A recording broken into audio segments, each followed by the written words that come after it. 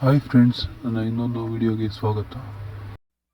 ನೀವು ನನ್ನ YouTube channel subscribe ಮಾಡಿಲ್ಲ ಅಂದರೆ ಸಬ್ಸ್ಕ್ರೈಬ್ ಮತ್ತು ಲೈಕ್ ಮಾಡಿ.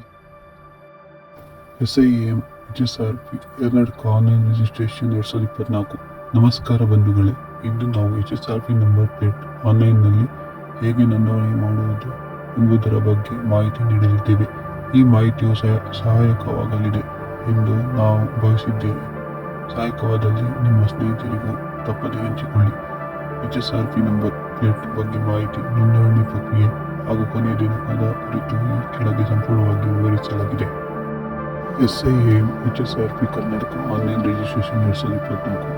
ಆಗಸ್ಟ್ 18, 2023ರಂದು ಸಾರಿಗೆ ಇಲಾಖೆ ಏಪ್ರಿಲ್ 1, 2019 ಮೊದಲ ನೋಂದಾಯಿಸಲಾದ ಎಲ್ಲ ದ್ವಿಚಕ್ರ ಮತ್ತು ತ್ರಿಚಕ್ರ ವಾಹನಗಳು, ಲಘು ಮೋಟಾರ್ ವಾಹನಗಳು, ಪ್ರಯಾಣಿಕ ಕಾರುಗಳು, ಭಾರಿ ಮತ್ತು ವಾಣಿಜ್ಯ ವಾಹನಗಳು, ಟ್ರ್ಯಾಕ್ಟರ್ಗಳು ಇತ್ಯಾದಿಗಳಲ್ಲಿ HSRPಗಳನ್ನು ಅಳವಡಿಸುವುದನ್ನು ಕಡ್ಡಾಯಗೊಳಿಸಿದೆ.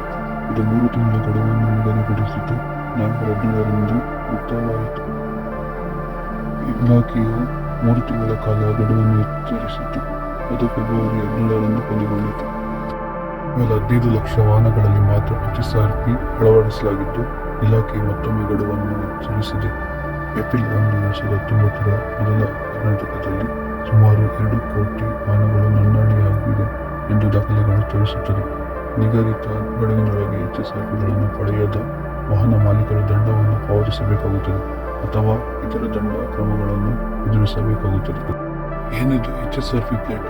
HSRP ಎನ್ನುವುದು ಅಲ್ಯೂಮಿನಿಯಂ ಪ್ಲೇಟ್ ಆಗಿದ್ದು, ಆರ್ಟ್, ಸ್ಯಾಂಪ್, ಕ್ರೋಮಿಯಂ ಆಧಾರಿತ ಹೋಲೋಗ್ರಾಮ್ ಜೊತೆ ಅಶೋಕ ಚಕ್ರ ಮತ್ತು ಲೇಸರ್ ಕಿತ್ತಿದ 12 ಅಂಕಿಯ ಆಲ್ಫಾನ್ಯೂಮೆರಿಕ್ ಶಾಶ್ವತ ಗುರುತಿನ ಸಂಖ್ಯೆಯನ್ನು ಪೋರ್ಟಲ್ನಲ್ಲಿ ವಾಹನ ವಿವರಗಳಿಗೆ ಲಿಂಕ್ ಮಾಡಲಾಗಿದೆ. HSRP ಅನ್ನು ಮುಂಭಾಗದಲ್ಲಿ ಮತ್ತು ಹಿಂಭಾಗದಲ್ಲಿ 2 ಸ್ನ್ಯಾಪ್ ರಿವೇಟ್ಗಳೊಂದಿಗೆ ಅಂಟಿಸಲಾಗಿದೆ. ಅದನ್ನು ತೆಗೆದುಹಾಕಲು ಅಥವಾ ಮರುಬಳಕೆ ಮಾಡಲು ಸಾಧ್ಯವಿಲ್ಲ. ಯಾಕೆ ಬೇಕು HSRP ಪ್ಲೇಟ್?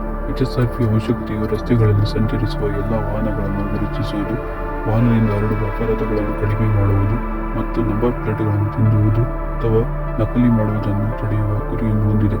ನಿಗದಿತ ಗಡುವಿನೊಳಗೆ HSRPಗಳನ್ನು ಪಡೆಯದ ವಾಹನ ಮಾಲೀಕರ ದಂಡವನ್ನು ಪಾವತಿಸಬೇಕಾಗುತ್ತದೆ ಅಥವಾ ಇತರ ದಂಡ ಕ್ರಮವನ್ನು ಎದುರಿಸಬೇಕಾಗುತ್ತದೆ. ವಾಹನಗಳಲ್ಲಿ ಹೈ ಸೆಕ್ಯೂರಿಟಿ ನೋಂದಣಿ ಫಲಕಗಳನ್ನು ಅಳವಡಿಸಲು ರಾಜ್ಯ ಸರ್ಕಾರವು 2.5 ತಿಂಗಳ ಕಾಲ ಗಡುವನ್ನು ಮೇ 31, 2024ರವರೆಗೆ ವಿಸ್ತರಿಸಿದೆ. ಹಿಂದಿನ ಗಡುವು ಫೆಬ್ರವರಿ 17 ಆಗಿತ್ತು.